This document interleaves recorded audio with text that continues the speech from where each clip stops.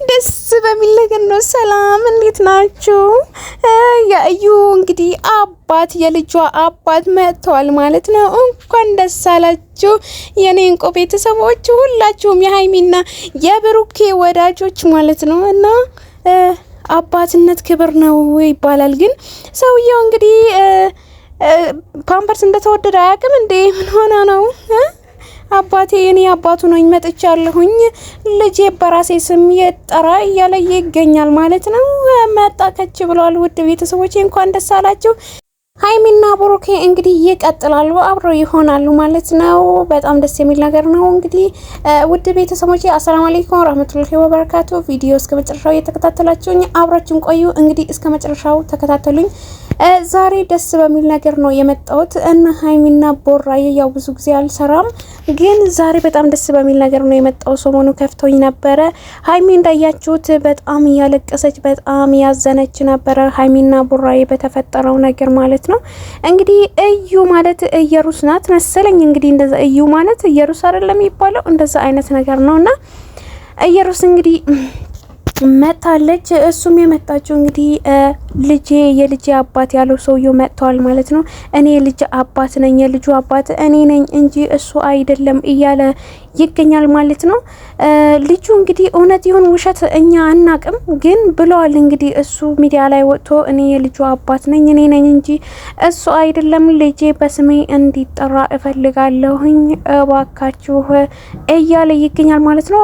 ለዛውም ይሄ አቡኪ በሚባል ቻናል ተለቋል እና ደስ ብሎኛል።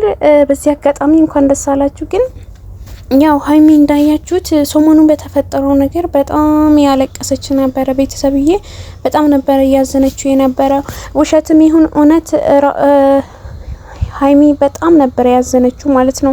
በጣም ነበር ያለቀሰች የነበረው። በእርግጥ ይሄ እውነት ሆኖ ቢለያዩ ከዚህ በላይ ነበረ የምታለቅሰው የነበረው። በእርግጥ በጣም ከባድ ነው። ያው ፍቅር ብቻ አይደለም እሷ ያሳለፈችው በጣም ብዙ ነገር ነው። ዛሬ ለኔ ይሆናል የነገም ይሆነኛል የህይወት አጋሬ ይሆናል ብላ ውስጡን እላዩን አውቀው እንግዲህ ያ ሁላ ነገር እያሳለፈች አውቀዋለሁ የትዳር አጋሬ ይሆናል ብላ ቤተሰቦቿ ሳይቀር አስተዋውቃ ያ ሁላ ነገር አሳልፈው በአንድ ይሄንን ዱቡዳ ሲወርድ በጣም ከባድ ይሆን ነበረ ይሆናልም እና እንግዲህ እቺ ውሽሚት የምትባለዋ ልጅ መታ እንግዲህ እርጉዝ ነኝ ያለች ትገኝ ነበረ።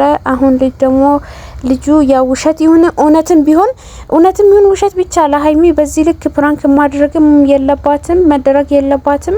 ያው ፕራንክ ያድርገው እንግዲህ እኛ ደስ ይለናል። ለምን ፕራንክ ቢሆን ደስ ይለናል። ግን እንደዚህ ማድረግ ደግሞ ለሰው በዚህ ልክ እንደዚህ ማስለቀስና እንደዚህ ራሱን እስከሚስት ድረስ ማድረግ በጣም ከባድ ቢሆንም ሀይሚል በዚህ አጋጣሚ እንኳን ደስ አለሽ። እውነት ከሆነ እንግዲህ የልጅ አባት ነኝ ብሎ የተባለው ሰውየው መጥተዋል።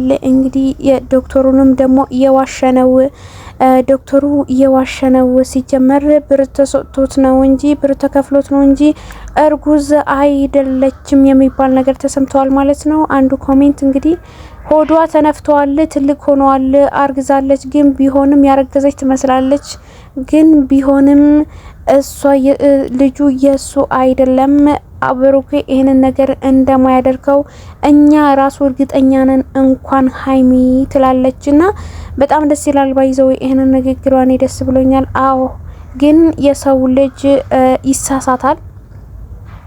ማንም አትመኑ፣ ማንም ማመን ከባድ ነው። ግን የሆነ የምትወዱት ሰው በጣም ታምኑታላችሁ፣ እናምነዋለን ከልክ በላይ ማለት ነው። እምነት እንሰጠዋለን እና ያንን ነገር ደግሞ እኛ ራሳችን ነው የሚገዳው ራሳችን ማለት ነው። እና ያንን ነገር ደግሞ መሆን የለበትም። በጣም ነው ራሳችን መንጎዳው ሰው ያመንን ማለት ነው። እና ሀይሚ ያው በጣም ነበረ ትላንትና ያመማት የነበረው እና በጣም ብቻ አዝና ነበረ። ቡታጀራ ላይ ሄዳ እናት አባቷ ጋር ሄዳ እደሰታለሁ እዝናናለሁ ስትል እንደ ይሄንን ነገር ሲፈጠር በጣም ነው የሚያሳዝን ነገር ነው። በጣም የሚደብር ነገር ነው። ግን ያው ሆኗል ስላችሁ ውሸት ነው። አባትየው እንግዲህ መጣሁኝ ያለው ሰውየው እውነት ይሁን ውሸት አናቅም። ግን ውሸት እንግዲህ የመጣው ሰውየው እውነት አድርጎት የቡራዬን ደግሞ ውሸት ያድርገው ማለት ነው። ልጅቷ ግን ደስ ብሏት እና አንዳንድ ዜናዎችም መረጃዎችም ደርሶኝ ነበረ። እነሱም ደግሞ እንግዲህ እኔ ብር ተከፍሎኝ ነው እንጂ የሱ ህይወት ማበላሸት አልፈልግም፣ የሱ አይደለም ልጁ ከሌላ ሰው ነው ያረገዝኩት ያለሁት እንጂ ከሱ አይደለም፣ እኔ ብር ተከፍሎኝ ነው ምናምን እና አሁን ይሄንን ነገር ከሰሙት ራሱ የእኔ ራሴን አደጋ ላይ ነው ምጥለው፣ ስለዚህ ይሄንን ነገር እንዳይሰሙ ብላ እየተናዘዘች ነበር ማለት ነው። እንግዲህ እሷ ያው ብር ተከፍሏት እርጉዝ ነኝ የነሱ ህይወት በጥብጭ የነሱ ህይወት በትኝ ተብላ ነው ይሄንን ነገር ያደረገች ያለችው። እንግዲህ በጣም ያሳዝናል። እንግዲህ ይሄ ቮይስ ምናምን ነገር ነው እኔ የሰማሁት የነበረው ማለት ነው። እና ተከፍሏት ነው ይሄንን ነገር ያደረገችው የነበረው። መደረግ የሌለበት ነገር ነው ይሄንን ማለት ነው። እና አሁን 6 ሳምንት 26 ሳምንት ነው የተባለው። ቢያንስ 4 ወር 6 ወር ይሆናታል ብላ ነበረ ሀይሚ ማለት ነው። እና እንደዛ ከሆነት ደግሞ እኔ ልጅቷን ልጎዳት አልፈልግም፣ እኔ ራሴ ልጎዳ እንጂ እያለች ነበር። እንደዚህ አይነት አስተዋይ ልጅና አስተዋይ እህታችን በጣም ነው የሚያናድደው። የምር በጣም እናደዳለሁ እኔ ብቻ አላቅም። በጣም የሚያናድድ ነገር ነው። እንትና ሀይሚና ቡራይን ከተለያዩ ማለት ነው በጣም ነው የምናደደው። እንዴት ነው በሰው ውዴታ በሰው ደስታ የማይደሰት የሰው ጠላት ስንት ሰው ነው ያለው? የሰው ደስታ የማያስደስተው የሰው ማዘን ባለበት ቦታ ሲያዝን ነው ደስ የሚለው እንጂ በዚህ ልክ ክፋት አስቦ የሰውን ደስታ የማያስደስተው ማለት ነው። አስቡት ያን ያክል ነውና እንዴት ነው ለሀይሚ ይሄን ያክል የሚያደርጓት? ሀይሚ ማለት እኮ የሚዲያው ድምቀት፣ ቡራዬ ደግሞ የሚዲያው አቧራ ነው። ያን ያክል እያለ ያን ያክል እንደዛ የሆኑ ስንት ተወዳጅ ናቸው። በጣም ብዙ ወዳጆች ያላቸው ናቸው ቡራዬና ሀይሚ ማለት ነው። እና ከአንደኛ ሁለተኛ ሶስተኛ የሚባሉ ደረጃ ላይ ያሉ ተመራጭ ሰዎች ናቸውና ያንን ሁላ ነገር እያለ እንዴት ነው በዚህ ልክ ሰውን እንደዚህ በክፋት የምታስቡት ማለት ነው? ቤተሰብ ለምንድነው እንደዚህ የሰው ክፉ የምናስበው? ለምንድነው መልካም ነገር ማናስበው? ለምን የሰውን ደስታ የማንደሰተው?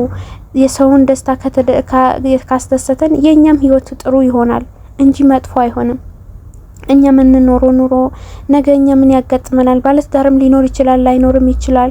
ያንን ነገር ሁላችንም እንትን ማለት አለብንና ነገን የምኖረው ህይወት ምን አይነት ነው የሚል ሀሳብ መኖር አለበት ቤተሰብዬና እስኪ ባለትዳሮች በብዛት ታቁታላችሁ ብዬ እላለሁኝና ያን ነገር ከተፈጠረ እንዴት ነው አሁን በሰው መሃል ሰው ሲገባ ሰው ገብቶ አሁን እኔ ጓደኛዬ ነች ወይም ደግሞ የሆነ ነገር ሆኖ እንዴት ነው እኔን ደስታዬን እሷ መካፈል አለባት? ግን ይሄ ሁላ የሚያደርገው ደግሞ የቅርብ ቤተሰብ ነው፣ የቅርብ ሰው ነው እንደዚህ የሚያደርገው ማለት ነው።